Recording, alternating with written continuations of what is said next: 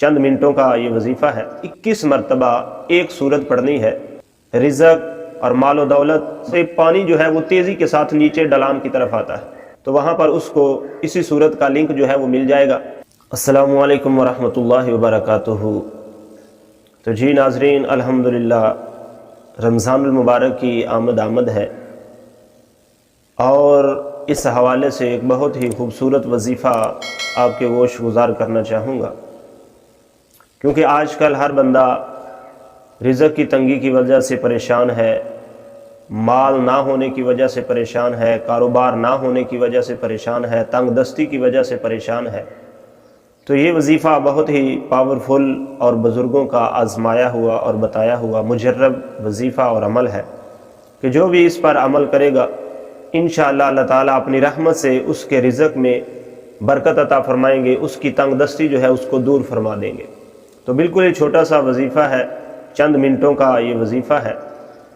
وہ وظیفہ کیا ہے کہ جب رمضان المبارک کا چاند نظر آ جائے، یہ خبر مل جائے کہ رمضان المبارک کا چاند نظر آ گیا ہے، یعنی یکم رمضان المبارک کو مغرب کی نماز پڑھنے کے بعد، یکم رمضان المبارک کو مغرب کی نماز پڑھنے کے بعد 21 مرتبہ ایک سورت پڑھنی ہے۔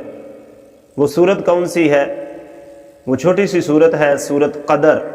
21 بار اس کی تلاوت کرنی ہے، تو انشاءاللہ عز و جل اس کے پڑھنے سے رزق اور مال و دولت، بزرگان دین فرماتے ہیں کہ ایسے آئے گا جیسے اوپر سے پانی جو ہے وہ تیزی کے ساتھ نیچے ڈلان کی طرف آتا ہے۔ تو اس طرح اللہ تبارک و تعالیٰ اس عمل کرنے والے کی روزی میں برکت دے گا، اس کی تنگ دستی جو ہے وہ ختم ہو جائے گی۔ تو یہ بالکل چھوٹا سا عمل ہے، لہٰذا تمام اہل اسلام کوشش کریں کہ یکم رمضان المبارک جب چاند نظر آئے تو نماز پڑھیں۔ نماز تو ویسے بھی ہر مومن مسلمان پر 5 وقتہ فرض ہے، تو نماز مغرب کے بعد اس عمل کو کریں تو انشاءاللہ رزق میں برکت ہوگی۔ اور اگر کوئی ایسا شخص ہے کہ جس کو سورت قدر نہیں آتی یا وہ قرآن پاک نہیں پڑھ سکا، تو وہ اس سورت کی تلاوت سن لے تو امید ہے کہ اللہ تعالیٰ اس کو بھی برکتیں عطا فرمائیں گے۔ اگر کسی کو سورت قدر نہیں آتی تو وہ میری اس ویڈیو کی ڈسکرپشن میں جائے، تو وہاں پر اس کو اسی سورت کا لنک جو ہے وہ مل جائے گا، تو اس پر کلک کرے تو انشاءاللہ وہ سورت جو ہے وہ چلنا شروع ہو جائے گی، اس کی تلاوت شروع ہو جائے گی اور پورے 21 مرتبہ وہ چلے گی۔ تو اس کو سن لے تو انشاءاللہ امید ہے کہ سننے کے ساتھ بھی اللہ تبارک و تعالیٰ اس کی مراد جو ہے وہ عطا فرمائیں گے، اس کی رزق کی تنگی جو ہے وہ دور فرما دیں گے۔